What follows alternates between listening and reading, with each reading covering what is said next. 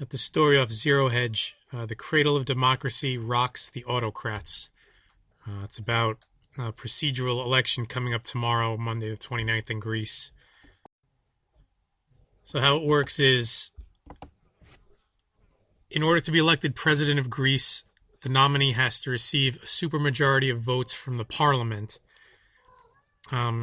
Should the current coalition fail to achieve the required votes, the parliament's dissolved and national elections are held to elect a new government.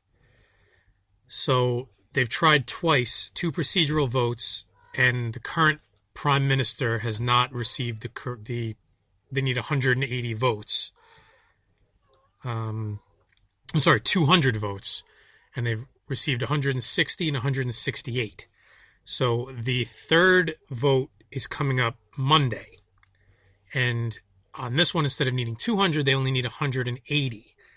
But if they don't get it, then a new national election is going to be held in Greece. Parliament's dissolved. The entire government basically needs to be reelected.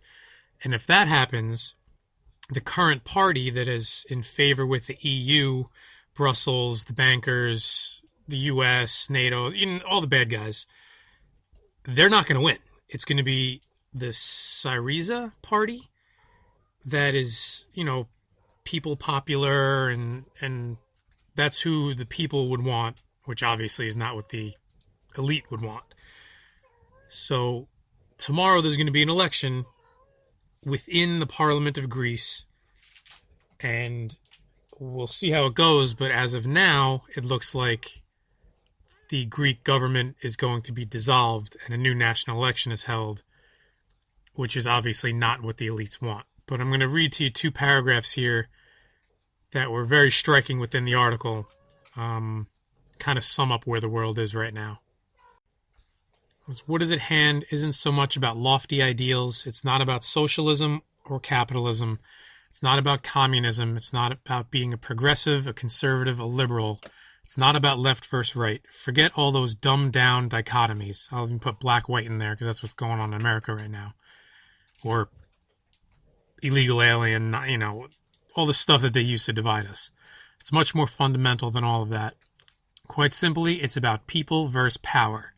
That's it, nothing more. Those that have and wield institutional power and those that do not. It's as elementary and base as that, I'm afraid. Take a good look around. I defy you to point to a single socio-economic construct that is supposedly enlightened and advanced society of today which is not essentially determined by that crude polarizing characterization.